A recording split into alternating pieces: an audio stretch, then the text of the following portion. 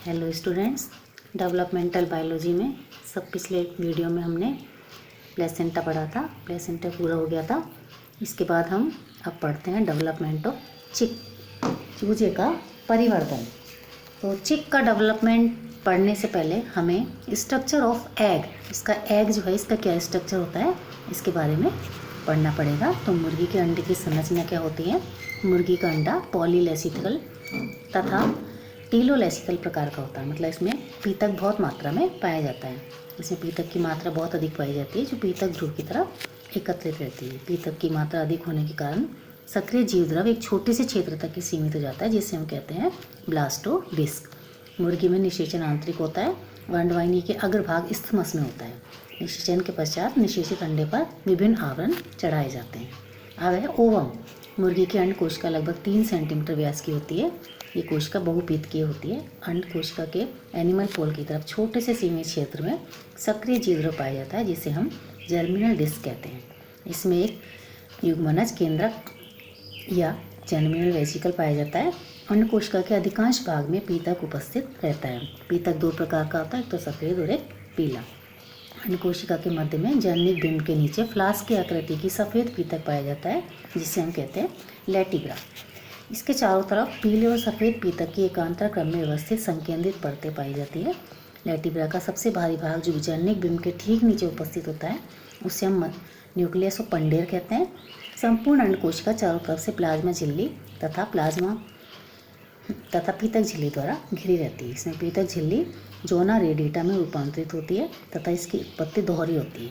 इसका भीतरी स्तर जो मोटे और असम तंतुओं का बना होता है अंडाशय द्वारा स्रावित किया जाता है तथा इसका बाहरी स्तर जो सूक्ष्म तंतुओं का बना होता है और अंडवाहिनी के अग्रभाग से स्रावित किया जाता है। ये झिल्ली पीतक तथा बाहर की ओर उपस्थित एल्बुमिन के मध्य जल एवं परासरण दाब के अंतर को बनाए रखती है। रासायनिक दृष्टि से पीतक में 48.7% water, 22.6% fat and phospholipids, 16.6% protein, 1% carbohydrate तथा 1.1% अन्य रासायनिक पदार्थ पाए जाते हैं।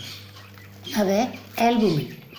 अंड कोशिका की पीतक झिल्ली विटेलाइन मेम्ब्रेन के तथा कवच झिल्लियों के बीच में के भाग में एल्बुमिन भरा होता है। अंड कोशिका की पीतक झिल्ली के ऊपर सघन गाढ़े जेली समान अर्धठोस एल्बुमिन की परत पाई जाती है, जिसे हम कहते हैं केलाजाजमीन स्तर। अंड कोशिका के दोनों ध्रुवों की तरफ इस सघन एल्बुमिन की ऐंठवीं रज्जुएं पाई जाती है, जिन्हें हम कहते हैं चलाजा।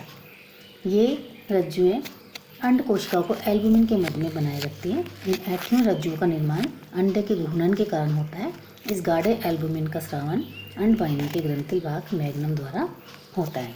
इस कैलाजन्य आवरण के बाहर की ओर तरल एल्बुमिन का मोटा आवरण पाया जाता है, जिसे हम कहते हैं वाइट ऑफ द एग, अंडे का सफ़ेद भाग। इसका स्रावन अंडवाहिनी के स्तमस द्वारा होता है।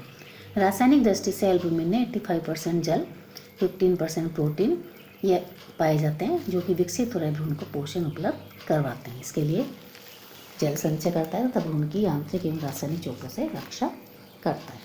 अब है शेल मेम्ब्रेन। एल्बुमिन के आवरण के बाहर की तरफ तथा कवच के भीतर की तरफ 2 सेल मेम्ब्रेन पाई जाती हैं। ये झिल्लियाँ केराटिन तंतुओं की बनी होती हैं और इनका स्रावन अंडवाहिनी के स्तमस भाग से होता है। इन दोनों कवच झिल्लियों में से एक बाहरी और एक दूसरी आंतरिक झिल्ली होती है। इनमें से बाहरी झिल्ली मोटी और मजबूत होती है, जबकि आंतरिक झिल्ली पतली होती है। दोनों कवच झिल्लियाँ एक दूसरे से सटी होती है। केवल अंडे के कुंद सिरे की तरफ दोनों झिल्लियों के मध्य एक चौड़ी वायु गुहा पाई जाती है, जिसमें वायु भरी होती है, जो कि भ्रूण के श्वसन में सहायक होती है। ताजे अंडे में ये गुहा बहुत छोटी होती है। अब है शेल।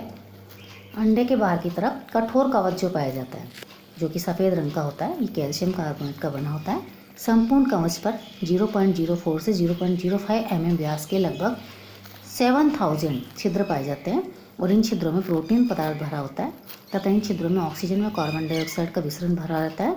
कठोर कैल्शियम कार्बोनेट का बना रहने के कारण अंडे को ये सुरक्षा प्रदान करता है तथा ऐसे कवचयुक्त बहुपीतकीय अंडों को हम कहते हैं क्लिडोइक एग्स।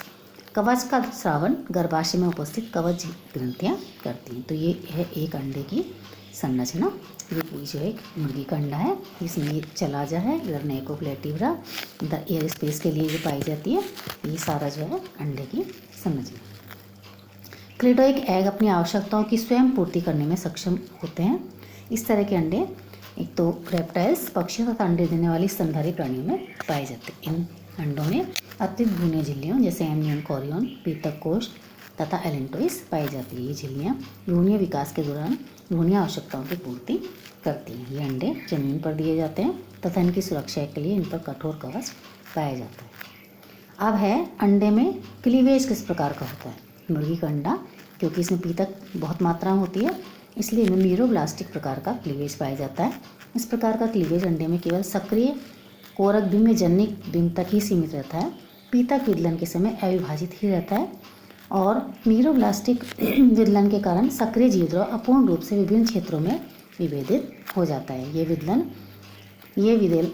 विभेदन विदलन खांचों के कारण होता है। प्रत्येक विदलन के फलस्वरूप केंद्रक तो पूर्ण रूप से विभाजित हो जाता है, परंतु जीवद्रव केवल क्लीवेज खांच द्वारा पृथक क्षेत्रों में विभेदित हो जाता है।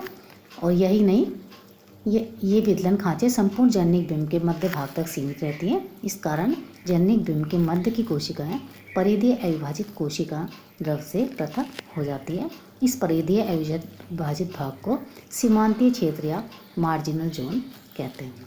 इसमें प्रथम विदलन मेरिडोनियल प्रकार का होता है। इसमें विदलन खांच जननिक बिंब के मध्य में प्राणिक रूप से पीतक ध्रुव की ओर बढ़ती है। ये विदलन खांच सतही प्रकार की होती है तथा ये जननिक बिंब की गहराई तक नहीं पहुंचती है। प्रथम क्लीवेज के समय दो अपूर्ण कोशिकाओं का निर्माण होता है। द्वितीय विदलन भी प्रथम प्रकार की तरह ही मेरिडोनियल प्रकार का होता है, परंतु ये प्रथम क्लीवेज के समकोण पर होता है। तृतीय विदलन वर्टिकल होता है। ये विदलन द्वितीय क्लीवेज के समकोण पर होता है तथा प्रथम के समानांतर होता है। तीसरे क्लीवेज के परिणाम स्वरूप 8 ब्लास्टोमियर्स का निर्माण होता है। चतुर्थ विदलन भी वर्टिकल होता है, परंतु यह सिंक्रोनाइज नहीं होता। इस विदलन के पश्चात होने वाले सभी क्लीवेज जो हैं अनियमित हो जाते हैं और इस क्लीवेज के पश्चात केंद्रीय तथा परिधीय कोशिकाओं में स्पष्ट विभेदन हो जाता है।